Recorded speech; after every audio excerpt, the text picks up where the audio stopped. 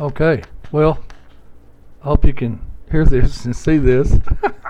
After I made those two little videos the other day, the next morning I realized that I didn't have to wear my B-17 heavy bomber headphones in order to talk. But can you say novice or beginner, whatever? This is fun though. So again, I got to get some Pampaw stories on here before the thing blows up. But we had a beautiful day here today in western Montana. The looked like there's a forest fire on the west side of Lolo Peak. That's not good. It was really ripping. This afternoon about 4 o'clock I noticed it, and anyway, I hope they put that out real quick so we don't fill up the valley with smoke. But again, Pampaw Gummelt, I have all these stories that he told me and things that we did, so I got to get some of these on here someday soon. But Pampaw Gummelt is my grandfather on my mother's side, my mama's daddy. His name is Edwin William Gummelt, and they named me William after his middle name, but chose to name me William Kirk Keel and use Kirk. So Dad, is Kenneth with a K, and I have two little brothers, Carl and Cliff, with K's. Our brand is registered in Texas as KK. So anyway, I don't go by William, but I was still honored that they named me after Pampaw's William, his middle name. So anyway, I can't remember not knowing Pampaw. Ever since I was running around on the ground, 2.5, 3 years old, I have memories of Pampaw Gummelt.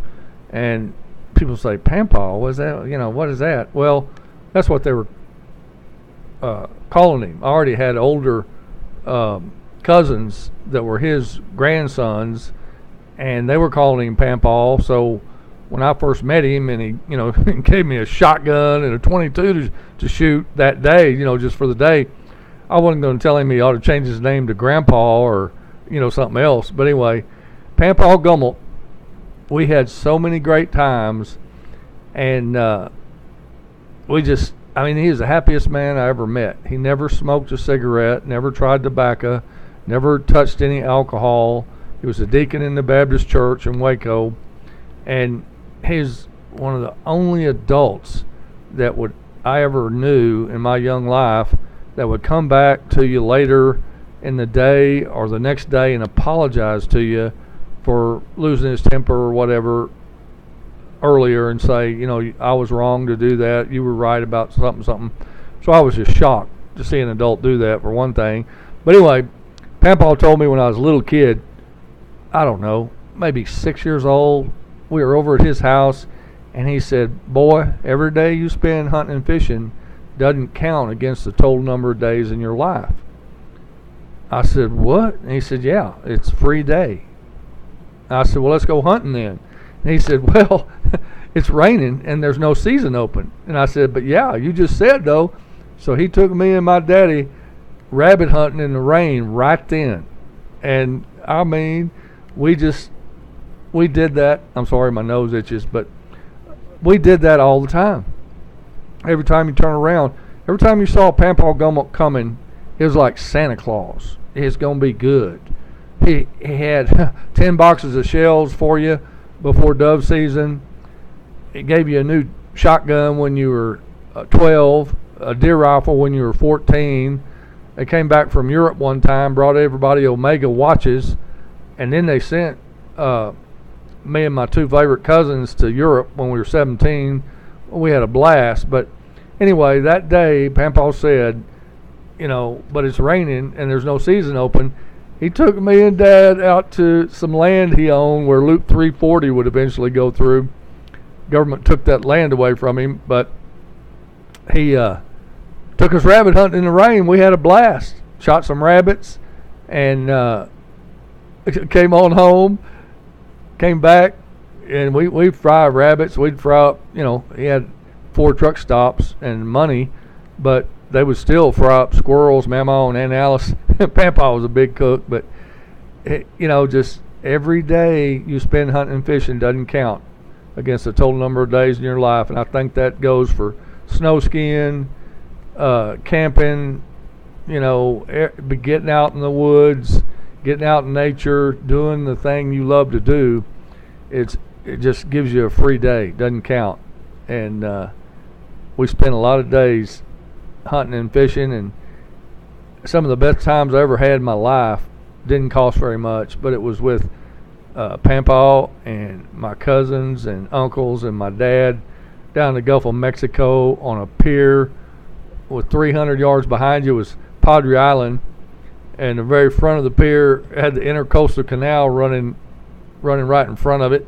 So you're looking across the Intercoastal Canal at the Texas shore. Padre Island's behind you, and you're in the Laguna Madre, the Mother Lagoon. There's 3-foot, 4-foot flats all the way to Texas. You could walk. It might be a mile or two, but you could wade through those flats and get back up to the Texas shore. Of course, where we were, 18 miles north of Port Mansfield, when you hit the Texas shore, you were on the King Ranch, and these fence riders would come up with 30-30s on horseback and want to know who you were and why you were on their beach. And we had a lot of boat trouble. Well, we did occasionally have boat trouble and have to pull the boat across 2 or 3 miles or 2 miles of flats and try to get a ride in a Jeep or whatever, make a phone call. And but we could seine our own shrimp. These men, Pampaw, Uncle Charlie, and Doc Marsteller, built this pier out there after fishing out there for a long time.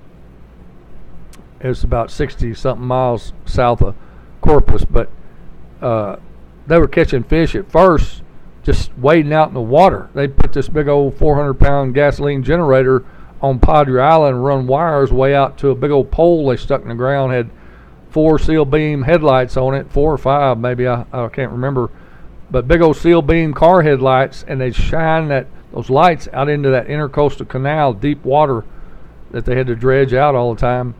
And the shrimp would come to that light, and the speckled trout would come to that shrimp, and they'd just be shrimp skipping across the water backwards, trying to leave their environment, get out of the water, because those speckled trout were eating them. And we would stand out there and wade. And for me, when I was little, when I was 5 and 6 years old, I was wading up to almost to my neck, trying to cast out there.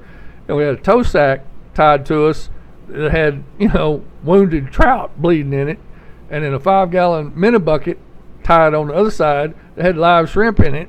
So we were essentially, walking shark bait at night on the edge of the Intercoastal, because, it was 30 feet deep, whatever. But, man, we had some fun times. And then, like I was saying, Doc Marsteller and Pampaw and Uncle Charlie built the pier, and, big old 2x12s and 6-inch creosote posts, and then they built a hut on top of it, called it the hut, made out of 1-inch marine plywood, had 6 bunk beds in it, cook stove with an oven, and it was just fantastic. We would eat like kings. Pampaw one time deveined and butterflied all these huge shrimp that we caught in the Menacings behind the pier, and the big ones would die first anyway, so he fixed them up in tempura batter, and I think I ate 13 or 18 of them, big old jumbo fried shrimp, as he would bring them out of the grease.